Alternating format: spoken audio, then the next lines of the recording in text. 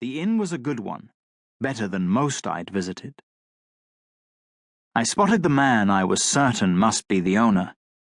He stood not far from the kitchen, speaking to a table of well-dressed men. I made my way forward, noting his neat work clothes, the walking stick he didn't use, and his friendly habit of greeting everyone with an arm around the neck or a firm pat on the shoulders. When I got near enough to hear him, I noticed that he knew every customer's name. He caught my eye as I approached, probably identifying me as someone needing assistance. So he concluded his conversation and gave me his full attention. "Hello, young man." His voice was warm, and he offered me his hand. "Benjamin Nugget, owner of the Silver Nugget. How can I help you?" "Geoffrey Freeman," I said, shaking his hand with vigor. "Just travelled up from Vistaville." "You're here for tonight's entertainment?" His knack for listening made me feel as though the whole inn were as silent as a cemetery. "Yes, but I also need lodging." "I have plenty available. Almost everyone here is local. Do you plan to stay for more than a night?" I informed him that I did. Then, due to my own embarrassment, the conversation became awkward. "You see, I used the last of my money to get here. The very last. However, I'm here for work. I have work. This is my work." I opened the bag stuffed with writing supplies. "I was hoping I might pay you at the end of my stay, rather than at the beginning. I won't receive pay until after—" "So you're the scribe," Benjamin declared.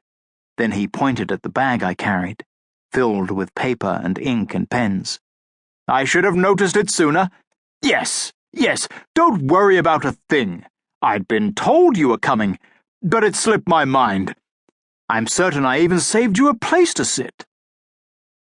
Without any trouble, he procured me half of one table all to myself. As I sat, I thanked him for his kindness. Outside the window, the sun had vanished.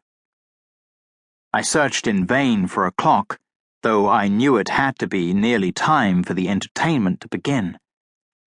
I went about preparing the table for my task, stacking a sheaf of paper next to me, and then arranging the feather pens and inkwells as I liked them. A loud shout startled me, nearly causing me to spill my ink. "Say, when's the storyteller getting here?" A man sitting behind me called out. "Should be near that time."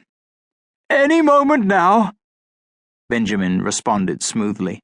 "Have another drink." That brought several laughs and mutters. Benjamin returned to his duties, observing the women distributing his food and ale, and checking on the cooks in the kitchen. After several minutes of waiting, my papers were perfectly arranged, my quills lay ready, and I'd set out a few candles to ensure myself enough light to see my notes. All I needed was someone to dictate. "Is everything all right, Mr. Freeman?" Benjamin said to me as he passed by my table.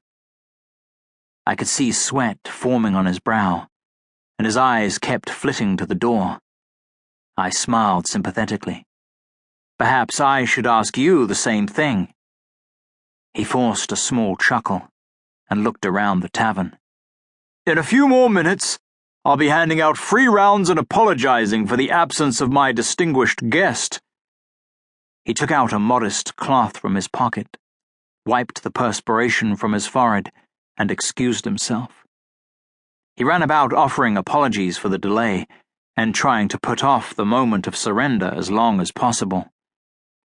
Then several men who had been betting on dice stood and marched to the door. "Gentlemen, please!" Nugget exclaimed. The men stopped at the threshold, as though they had walked into an invisible barrier. Most of the other patrons did not seem to notice this, because the volume in the tavern was louder than ever. The men at the door parted to reveal a bent-over old man.